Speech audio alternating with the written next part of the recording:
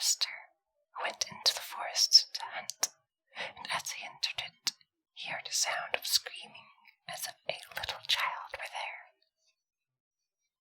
He followed the sound, and at last came to a high tree.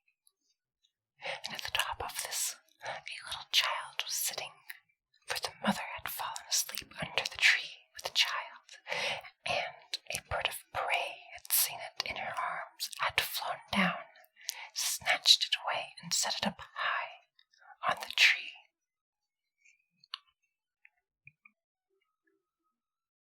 The forester climbed up, brought the child down, and thought to himself, "You will take him home with you, and bring him up with your Lena." He took it home, therefore, and the two children grew up together. The one, however, which he had found on a tree was called Fundvogel, because a bird had carried it away. Fundvogel and Lena loved each other so dearly that when they did not see each other, they were sad.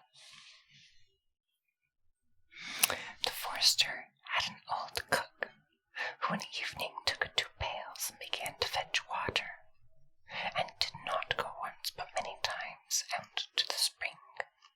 Lena saw this and said, "Old Sanna, why are you fetching so much water? If you will never repeat it to anyone, I will tell you why." So Lena said, no, she would never repeat it to anyone. And then the cook said, "Early tomorrow morning, when the forester is out hunting, I will heat the water, and when it is boiling in the kettle, I will throw in Fundvogel, and will boil him in it." Early next morning, the forester got up and went out hunting, and when he was gone, the children were still in bed. Then Lena said to Fundvogel, "If you will never leave me, I too will never leave you." Fundvogel said, "Neither now nor ever will I leave you." Then said Lena, "Then I will tell you last night, old Sanna carried so many buckets of water into the house that I asked her why she was doing that, and she said that if I would promise not to tell anyone, she would tell me.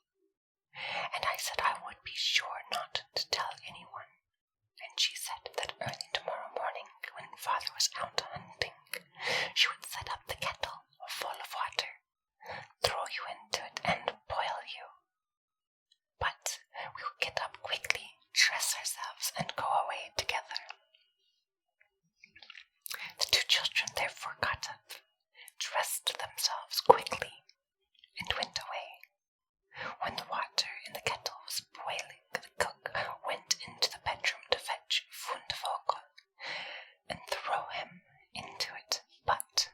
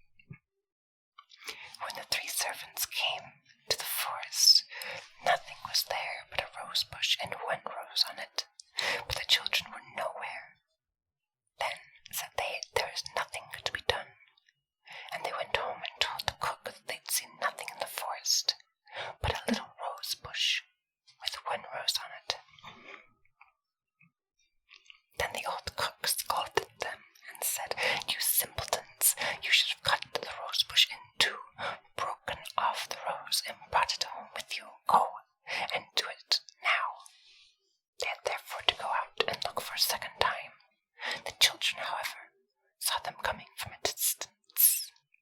Then Lena said, Fundvogel, never leave me, and I will never leave you. Fundvogel said, neither now nor ever.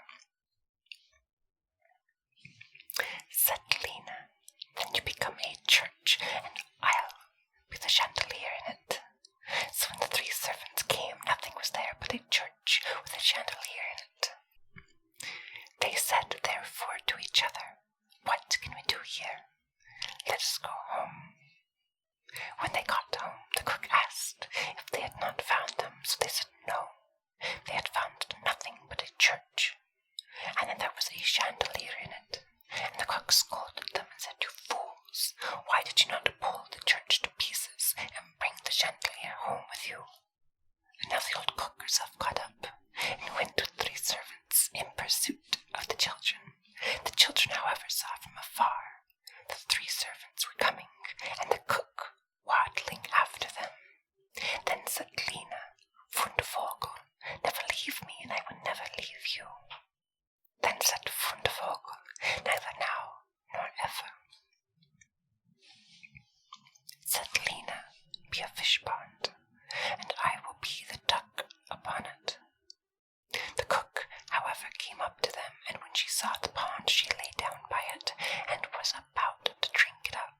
But the duck swam quickly to her, seized her head in its beak, and drew her into the water, and there the old witch had to drown. Then the children went home together, and were heartily delighted, and if they are not dead, they are living still. I hope you enjoyed the story, friends. Sweet dreams, stay cute, and good